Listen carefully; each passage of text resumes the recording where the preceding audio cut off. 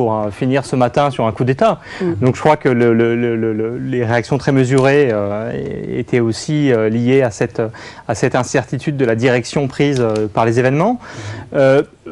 Peut-être aussi, du côté de la communauté internationale, une certaine forme de prudence, compte tenu du fait que le régime malien avait fini par n'être pas très clair à la fois sur son traitement de la question Touareg et sur l'avenir des élections. Et au fond, chez un certain nombre d'acteurs internationaux, une sorte d'impatience à l'égard du régime Toumani Touré, même si, bon, voilà, quand même, les réactions sont quand même du rappel à l'ordre. Hein. Il y a quand même un certain nombre d'ambassades et de pays qui ont exprimé le fait que le coup d'État n'était pas une solution acceptable et qu'il fallait immédiatement que les militaires arrêtent les opérations.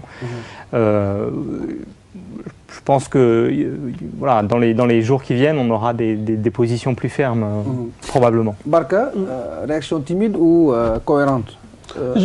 Je pense qu'avant même le coup d'État, la communauté internationale a fait preuve d'attentisme et même de laxisme face à l'ampleur que prenait la rébellion Touareg au fur et à mesure que celle-ci gagnait en terrain. Je pense que la menace MNLA n'a pas été suffisamment prise en compte parce que manifestement il était clair que le Mali n'avait pas les moyens militaires de combattre seul cette rébellion Touareg. Je pense qu'il aurait fallu dès les premières escarmouches qu'on trouve une réponse sous-régionale, avec peut-être l'envoi de troupes de la CEDEAO pour aider l'armée malienne à faire face à cette rébellion. Et il y a le rôle de la France aussi qui semble assez ambigu, il faut le dire, par rapport à la gestion de cette crise, parce que, bizarrement, Paris n'a pas montré un grand empressement à venir militairement au secours de l'armée malienne.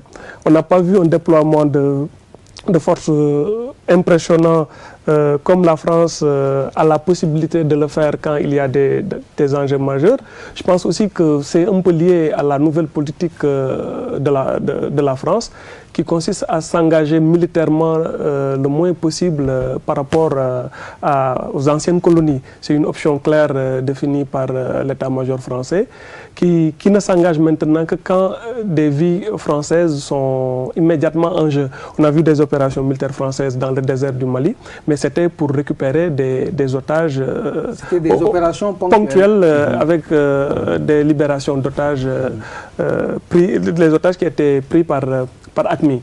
Mais est-ce que c'est une option stratégique tenable à long terme? Je ne le crois pas, parce que justement, on a vu qu'il y a des groupes djihadistes ou prétendus islamistes qui combattent aux côtés de la rébellion Touareg. Il y a le groupe Ansar Eddin qui semble avoir opéré le massacre au dieu d'Aguelok, qui a, dans une vidéo, revendiqué le massacre d'Aguelok et qui proclame sa volonté d'instaurer un État islamique au nord-est du Mali. Est-ce que la France ou la communauté internationale, et les Américains particulièrement, n'ont pas sous-estimé cette rébellion du MNLA? Parce que quand même, on est entré dans une sorte d'instabilité qui risque d'avoir un effet boule de neige dans ce qui reste comme zone stable en Afrique de l'Ouest. Je pense que après ce coup d'État, personne n'a vu venir ce coup d'État, il faut le dire clairement. C'est parti d'une mutinerie peut-être qu'on pensait être résiduelle, jusqu'à maintenant peut-être ce qui est consommé un coup d'État avec la chute de Toumani Touré. Est-ce que la France ne devra pas revoir sa politique globale de sécurité dans la sous-région et revoir cette doctrine de non-intervention directe dans les conflits intérieurs ouest-africains?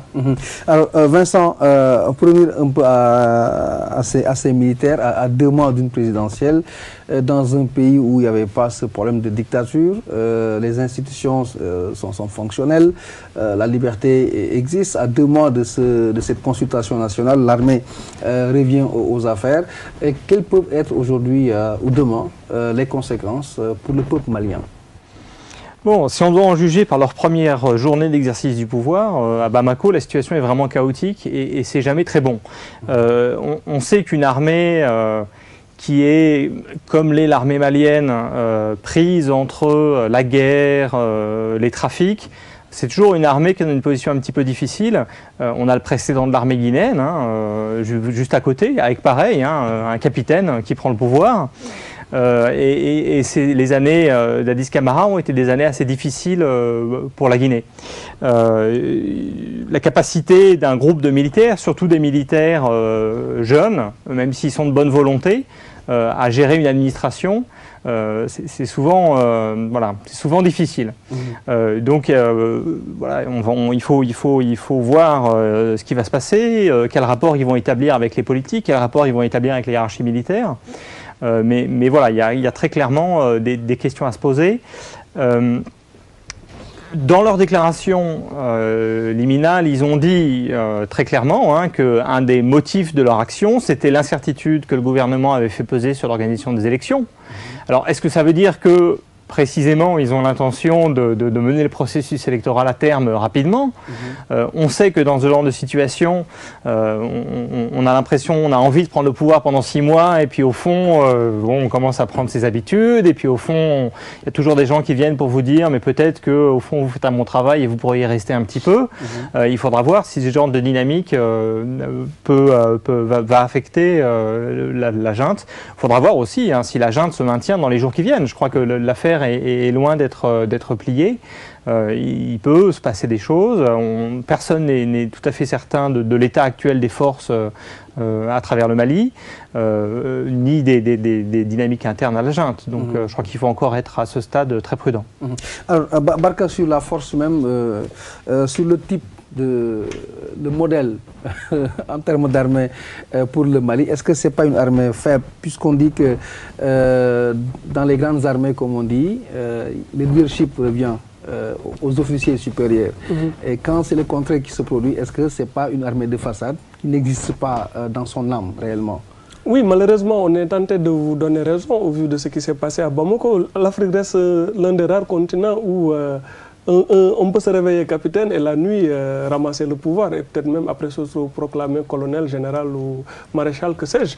C'est ce qui montre que la faiblesse des armées africaines.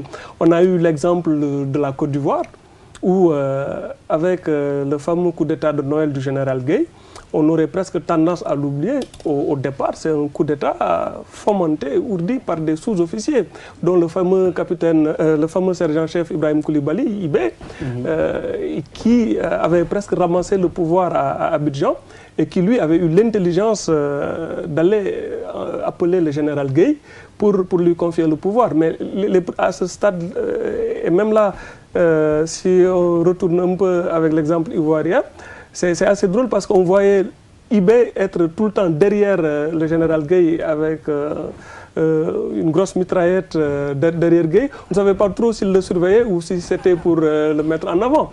Et bon, c'est assez anecdotique, mais cela montre que l'Afrique de l'Ouest, les armées ouest-africaines dans leur globalité restent encore relativement peu structuré. Si on écarte l'exemple du Sénégal quand même, avec une armée assez bien formée, assez républicaine jusque-là, et aussi l'exemple du Nigeria, même si ce pays a eu des putschs, quand même, il y a une aristocratie militaire assez structurée qui se passe le pouvoir, même s'ils ont eu une longue tradition putschiste. Mais pour le reste, jusqu'à présent, malheureusement, on en est dans le scénario des années 60 où un homme sorti du rang, un caporal, on a eu le cas du sergent Samuel Doe au Libéria dans les années 80. On a vu l'exemple de Strasser, capitaine Strasser, remplacé par un autre capitaine, Johnny Paul Koroman, etc. Des exemples de ce genre, on en trouve malheureusement qu'en Afrique de l'Ouest.